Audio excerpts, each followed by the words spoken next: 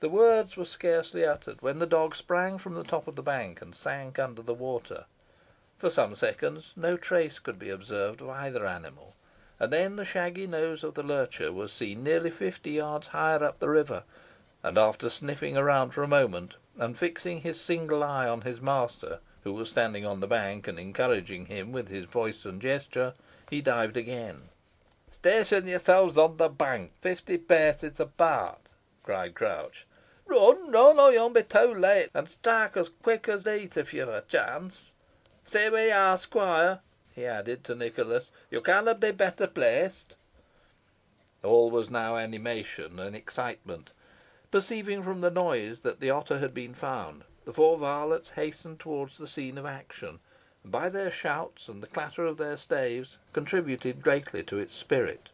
Two were on one side of the stream, and two on the other, and up to this moment the hounds were similarly separated.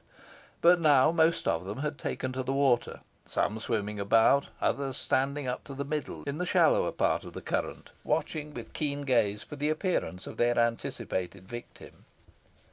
Having descended the bank, Nicholas had so placed himself among the twisted roots of the tree, that if the otter, alarmed by the presence of so many foes, and unable to escape either up or down the river, should return to her couch, he made certain of striking her. At first there seemed little chance of such an occurrence, for Fogg, who had gone 100 yards higher up, suddenly dashed into the stream, and plunging his spear into the mud, cried out that he had hit the beast. But the next moment, when he drew the weapon forth, and exhibited a large rat which he had transfixed, his mistake excited much merriment. Old Crouch, meantime, did not suffer his attention to be drawn from his dog. Every now and then he saw him come to the surface to breathe, but as he kept within a short distance, though rising at different points, the old huntsman felt certain the otter had not got away, and having the utmost reliance upon Grip's perseverance and sagacity, he felt confident he would bring the quarry to him if the thing were possible.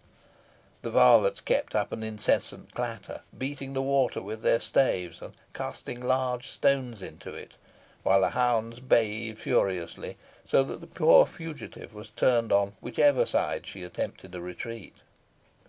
While this was going on, Nicholas was cautioned by the huntsman to look out, and scarcely had the admonition reached him than the sleek shining body of the otter emerged from the water, and wreathed itself among the roots.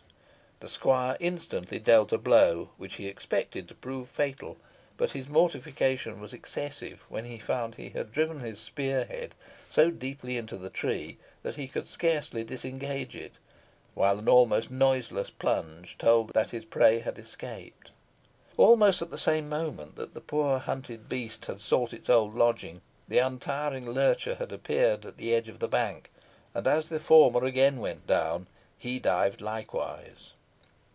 Secretly laughing at the squire's failure, the old huntsman prepared to take advantage of a similar opportunity, if it should present itself, and with this view ensconced himself behind a pollard willow, which stood close beside the stream, whence he could watch closely all that passed, without being exposed to view. The prudence of the step was soon manifest. After the lapse of a few seconds, during which neither dog nor otter had risen to breathe, a slight, very slight undulation was perceptible on the surface of the water. Crouch's grasp tightened upon his staff. He waited another moment, then dashed forward, struck down his spear, and raised it aloft, with the poor otter transfixed and writhing upon its point. Loudly and exultingly did the old man shout at his triumph, and loudly were his vociferations answered by the others. All flew to the spot where he was standing, and the hounds, gathering around him, yelled furiously at the otter, and showed every disposition to tear her in pieces if they could get at her. Kicking the noisiest and fiercest of them out of the way, Crouch approached the river's bank, and lowered the spear head till it came within reach of his favourite Grip, who had not yet come out of the water, but stood within his depth, with his one red eye fixed on the enemy he had so hotly pursued, and fully expecting his reward. It now came. His sharp teeth instantly met in the otter's throat, and when Crouch swung them both in the air, he still maintained his hold, showing how well he deserved his name. nor could he be disengaged until long after the sufferings of the tortured animal had ceased. To say that Nicholas was neither chagrined at his ill success, nor jealous of the old huntsman's superior skill, would be to affirm an untruth. But he put the best face he could upon the matter, and praised Grip very highly, alleging that the whole merit of the hunt rested with him. Old Crouch let him go on, and when he had done, quietly observed that the otter they had destroyed was not the one they had come in search of, as they had seen nothing of her litter, and that most likely the beast that had done so much mischief had her lodging in the hollow tree near the Swanside beck, as described by the varlet, and he wanted to know whether the squire would like to go and hunt her. Nicholas replied that he was quite willing to do so, and hoped he should have better luck on the second occasion, and with this they set forward again, taking their way along the side of the stream, beating the banks as they went, but without rousing anything beyond an occasional water rat, which was killed almost as soon as found by Grip. Somehow or other, without any one being aware what led to it, the conversation fell upon the two old witches, Mothers Demdike and Chattox, and the strange manner in which their career had terminated on the summit of Pendle Hill, if indeed it could be said to have terminated, when their spirits were reported to haunt the spot, and might be seen, it was asserted, at midnight flitting round the beacon, and shrieking dismally. The restless shades were pursued, it was added, by the figure of a monk in white mouldering robes, supposed to be the ghost of Paslew. It was difficult to understand how these apparitions could be witnessed, since no one, even for a reward, could be prevailed upon to ascend Pendle Hill after nightfall. But the shepherds affirmed that they had seen them from below, and that was testimony sufficient to shake the most sceptical. One singular circumstance was mentioned, which must not be passed by without notice, and this was, that when the cinders of the extinct beacon fire came to be examined, no remains whatever of the two hags could be discovered, though the ashes were carefully sifted, and it was quite certain that the flames had expired long before their bodies could be consumed.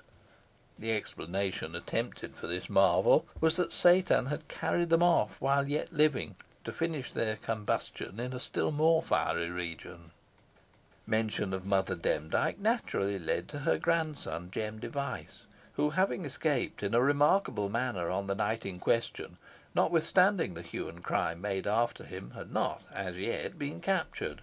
though he had been occasionally seen at night, and under peculiar circumstances, by various individuals, and amongst others by old Crouch, who, however, declared that he had been unable to lay hands upon him. Allusion was then made to Mistress Nutter, whereupon it was observed that the squire had changed the conversation quickly, while sundry sly winks and shrugs were exchanged among the varlets of the kennel, seemingly to intimate that they knew more about the matter than they cared to admit. Nothing more, however, was elicited than that the escort conducting her to Lancaster Castle, together with the other witches, after their examination before the magistrates at Whalley and committal, had been attacked, while it was passing through a woody defile in Bowland Forest, by a party of men in the garb of foresters, and the lady set free, nor had she been heard of since. What made this rescue the more extraordinary was that none of the other witches were liberated at the same time, but some of them, who seemed disposed to take advantage of the favourable interposition, and endeavoured to get away, were brought back by the foresters to the officers of justice, thus clearly proving that the attempt was solely made on Mistress Nutter's account, and must have been undertaken by her friends. Nothing, it was asserted, could equal the rage and mortification of Roger Nowell and Potts on learning that their chief prey had thus escaped them, and by their directions for more than a week the strictest search was made for the fugitive throughout the neighbourhood, but without effect. No clue could be discovered to her retreat. Suspicion naturally fell upon the two Asshetons, Nicholas and Richard, and Roger Nowell roundly taxed them with contriving and executing the enterprise in person, while Potts told them they were guilty of misprision of felony, and threatening them with imprisonment for life, forfeiture of goods, and of rents for the offence. But as the charge could not be proved against them, notwithstanding all the efforts of the magistrate and attorney, it fell to the ground, and Master Potts, full of chagrin at this unexpected and vexatious termination